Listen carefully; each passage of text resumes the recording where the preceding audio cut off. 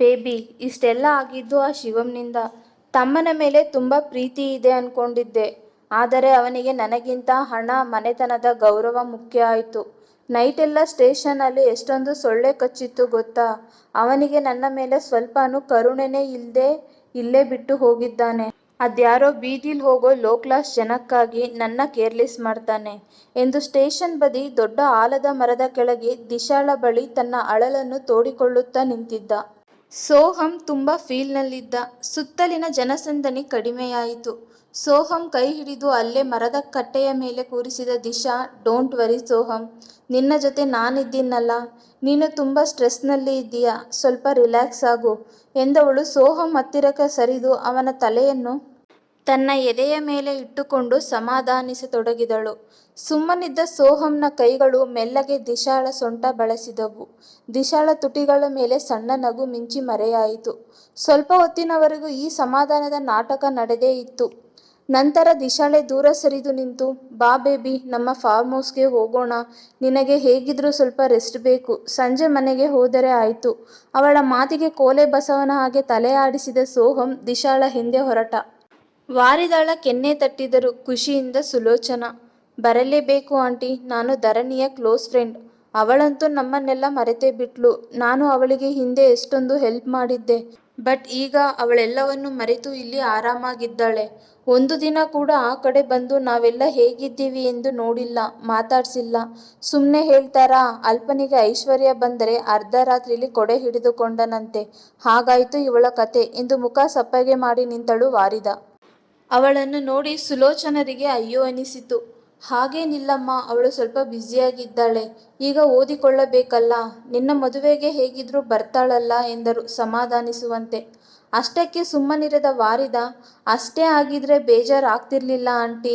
Friend ದೂರ ಇದ್ದಾಳೆ, ಚೆನ್ನಾಗಿರ್ಲಿ ಅನ್ಕೊಂಡಿದ್ದೆ ಎಂದವಳು ಒಮ್ಮೆ ಸುತ್ತಮುತ್ತ ನೋಡಿ ಇನ್ನು ಸುಲೋಚನರ ಹತ್ತಿರಕ್ಕೆ ಸರಿದು ನಿಂತು ನಿಧಾನದ ಧ್ವನಿಯಲ್ಲಿ, ನಾನು ಮದುವೆಯಾಗುತ್ತಿರುವ ಹುಡುಗ ಶರತ್, ನನ್ನ ಅತ್ತೆ ಮಗ.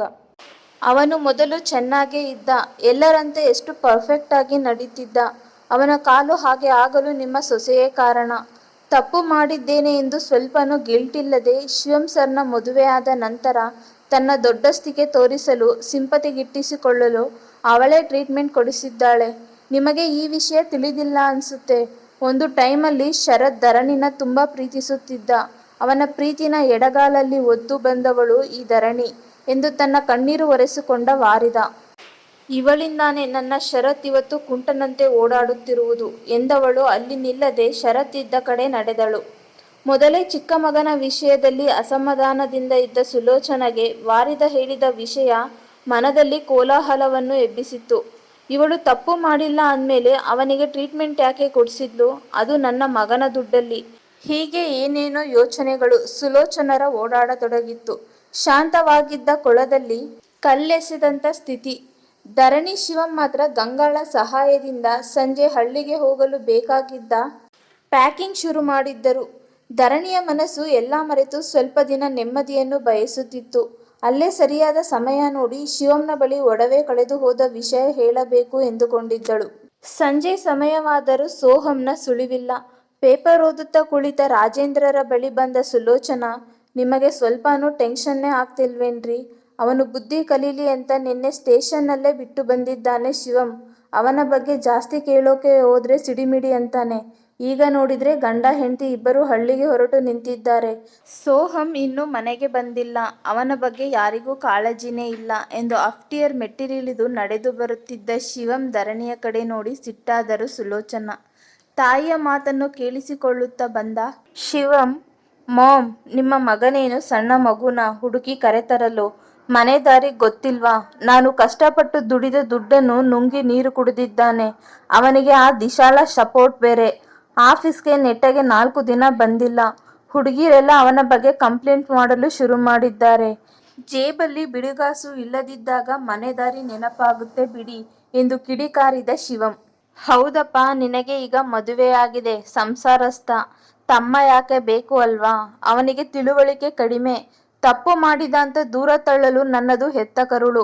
ನಿನ್ನ ದುಡಿಮೆಯಲ್ಲಿ ಕಂಡವರಿಗೆ ಆಪರೇಷನ್ ಮಾಡಿಸಲು ಆಗುತ್ತೆ, ನಿನ್ನ ಹೆಂಡತಿಯನ್ನು ಓದಿಸಲು ಆಗುತ್ತೆ. ಅದೇ ನಿನ್ನ ತಮ್ಮ 5 ಲಕ್ಷ ಖಾಲಿ ಮಾಡಿದ್ದಕ್ಕೆ ಇಷ್ಟೆಲ್ಲ ಮಾತಾಡ್ತಿದ್ದೀಯಾ ಎಂದು ಜಗಳಕ್ಕೆ ನಿಂತು ಬಿಟ್ಟರು ಸುಲೋಚನಾ. ವಾರಿದ ಹೇಳಿದ ವಿಷಯ ಬೆಳಿಗ್ಗೆಯಿಂದ ಅವರ ಮನಸ್ಸಿನಲ್ಲಿ ಕೊರೆಯುತ್ತಿತ್ತು. ಇಷ್ಟು ಹೊತ್ತಿನವರೆಗೆ ಹೆಂಡತಿಯ ಮಾತು ಕೇಳಿಸಿಕೊಳ್ಳುತ್ತಾ ಮೌನವಾಗಿ ಕುಳಿತ ರಾಜೇಂದ್ರರವರು ಹೆಂಡತಿಯ ಮಾತು ಕೇಳಿ ಕಣ್ಣು ಕಿರಿದಾಗಿಸಿದರು. ಸುಲೋಚನಾ, ಏನ್ ಮಾತಾಡ್ತಾ ಇದ್ದೀಯಾ? ಎದೆ ಎತ್ತಿರಕ್ಕೆ ಬೆಳೆದ ಮಗನ ಹತ್ತಿರ ಮಾತಾಡೋ ರೀತಿನ ಇದು? ಗಂಡನಾದವ ಹೆಂಡತಿಗೆ ಸಪೋರ್ಟ್ ಮಾಡದೆ ಮತ್ಯಾರಿಗೆ ಮಾಡಬೇಕು? ಅವನ ದುಡಿಮೆ ಅವನ ಖರ್ಚು. ನಿನಗೇನಾದರೂ ಕಡಿಮೆ ಮಾಡಿದ್ದಾನಾ? ನಿನ್ನ ಚಿಕ್ಕ ಮಗ ದುಡಿಯುತ್ತಿದ್ದಾನ ಖರ್ಚು ಮಾಡಲು? ಅವನು ಇಷ್ಟು ವರ್ಷ ಲಂಡನ್ನಲ್ಲಿ ತಿಂದು ಉಂಡು ಮಜಾ ಮಾಡಿದ್ದು ಶಿವಂ ದುಡ್ಡಲ್ಲೇ. ಅದು ನೆನಪಿಲ್ವಾ ನಿನಗೆ? ಶಿವಂ ಹಗಲು ರಾತ್ರಿ ದುಡಿದು ಆ ಕಂಪನಿಯನ್ನು ಇಷ್ಟು ದೊಡ್ಡ ಮಟ್ಟಕ್ಕೆ ತರಲು ಅವನು ಎಷ್ಟು ಕಷ್ಟಪಟ್ಟಿದ್ದಾನೆ ಎಂದು ನಿನಗೂ ಗೊತ್ತಿದೆ. ಕೆಲವೊಂದು ರಾತ್ರಿ ಮನೆಗೆ ಬಂದಾಗ ಊಟವನ್ನು ಬಿಸಿ ಮಾಡಿ ಬಡಿಸಲು ಯಾರೂ ಇರುತ್ತಿರಲಿಲ್ಲ.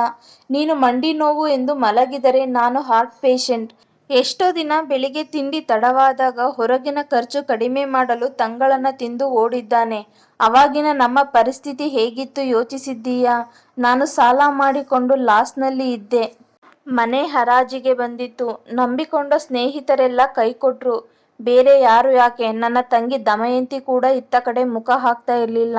ಬಡಬಗ್ಗರಿಗೆ, ತಮ್ಮ ಕಾಯಿಲೆ ದೇಹದ ಸಮಸ್ಯೆಗಳಿಗೆ ಪರಿಹಾರ ಇದ್ದರೂ ಹಣವನ್ನು ಖರ್ಚು ಮಾಡಲು ಆಗದೇ ಇದ್ದವರಿಗೆ ಶಿವಂ ಸ್ವತಃ ಓಪನ್ ಮಾಡಿದ ಸಹಾಯ ನಿಧಿ ಟ್ರಸ್ಟ್ನಿಂದ ಆ ಆಪರೇಷನ್ಗಳು ನಡೆಯೋದು.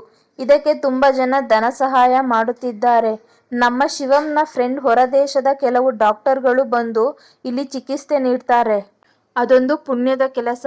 ದುಡಿಮೆಯಲ್ಲಿ ಕಾಲು ಭಾಗ ದಾನ ಧರ್ಮ ಮಾಡಿದರೆ ನಾವೇನು ಮುಳುಗಿ ಹೋಗಲ್ಲ. ಅಷ್ಟಕ್ಕೂ ಇದನ್ನೆಲ್ಲ ನಿನ್ನ ತಲೆಗೆ ತುಂಬಿದವರು ಯಾರು? ಇಷ್ಟು ದಿನ ನೆಟ್ಟಗಿದ್ದೆ, ಈಗೇನಾಯ್ತು ಎಂದು ಮನೆ ಮುಳುಗುವಂತೆ ಕೂಗಾಡಿದ್ದರು ರಾಜೇಂದ್ರ.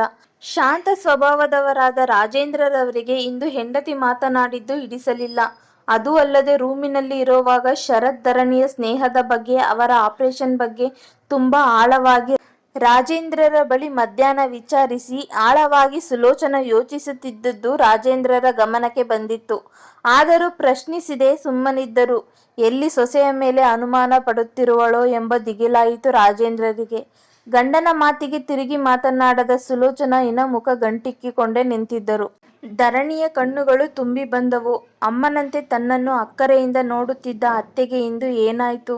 ನಾನು ಓದುವುದು ಅವರಿಗೆ ಇಷ್ಟ ಇಲ್ವಾ? ಕಣ್ಣೀರು ತೊಡೆದುಹಾಕಿ ಯೋಚಿಸತೊಡಗಿದಳು. ಹಳ್ಳಿಗೆ ಹೋಗಲು ಕುಣಿಯುತ್ತಿದ್ದ ಮನಸ್ಸು ಮುದುಡಿತು. ಅಷ್ಟರಲ್ಲಿ ಮನೆ ಒಳಗೆ ಬಂದಿದ್ದ ಅರ್ಜುನ್. ಅಡಿಗೆ ಮನೆಯ ಬಾಗಿಲ ಬಳಿ ನಿಂತು ನೋಡುತ್ತಿದ್ದ ಗಂಗಾಳ ಮುಖವರಳಿತು. ಶಿವಂ ತಾಯಿಯ ಮಾತುಗಳನ್ನು ಮೌನವಾಗಿ ಕೈಕಟ್ಟಿ ನಿಂತು ಆಲಿಸುತ್ತಿದ್ದ, ಮರುನುಡಿಯದೆ. ಕತೆ ಮುಂದುವರಿಯುವುದು. ಪಲ್ಲವಿಯವರು ಬರೆದಿರುವಂಥ ಈ ಕತೆ ನಿಮ್ಗಿಷ್ಟ ಆದಲ್ಲಿ ಲೈಕ್ ಮಾಡಿ, ಶೇರ್ ಮಾಡಿ ಹಾಗೂ ನನ್ನ ಚಾನಲ್ನ ಸಬ್ಸ್ಕ್ರೈಬ್ ಮಾಡಿ.